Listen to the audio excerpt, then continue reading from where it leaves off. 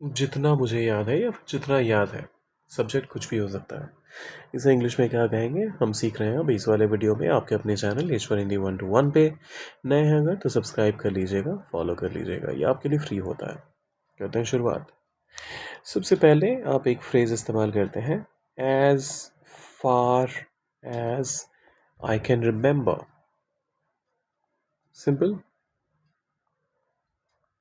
अब इसके बाद एक कॉमा डालते हैं और फिर आगे की बात कहते हैं। जितना याद है, बैठक सोमवार को थी। As far as I can remember the meeting was, बैठक थी, मीटिंग वॉज, और कब थी, ऑन। जब भी डेज का नाम आता है तो उसके साथ आप ऑन का इस्तेमाल करते हैं। तो मंडे, यहाँ कैपिटलाइजेशन का एक रूल वायलेट हो रहा है। मंडे एक दिन का नाम है, तो आप कभी भी स्मॉल m के साथ इसे नहीं लिखेंगे। इन छोटी चीज़ों का भी आपको ध्यान रखना पड़ता है, ख़ास तौर पे जब आप रिटन इंग्लिश की बात करते हैं। जितना याद है, उसने मना कर दिया था। So as far as I remember, he refused.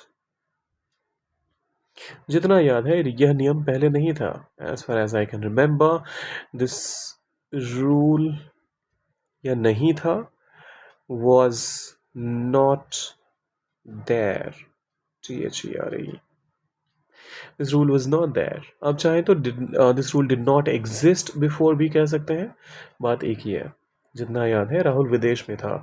As far as I can remember, Rahul was, अच्छा यहाँ पर मैं अब्रॉड वर्ड का इस्तेमाल कर रहा हूँ। इसके साथ किसी प्रपोजिशन की ज़रूरत नहीं होती। आप नहीं कहते Rahul was in abroad, Rahul was at abroad, Rahul was on abroad, ज़रूरत नहीं है। Rahul was abroad. हाँ, अगर आप ये कहते हैं Rahul was in a different country तो वो चलेगा, क्योंकि वहाँ कंट्री का नाम ले रहे हैं आप।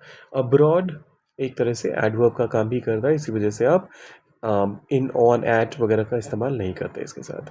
जितना याद है, हमने पहले भी यह चर्चा की थी। इसका ट्रांसलेशन आप डालें कमेंट्स में, और जाने से पहले लाइक, शेयर और सब्सक्राइब करके जाइएगा। मिलते हैं जल्दी।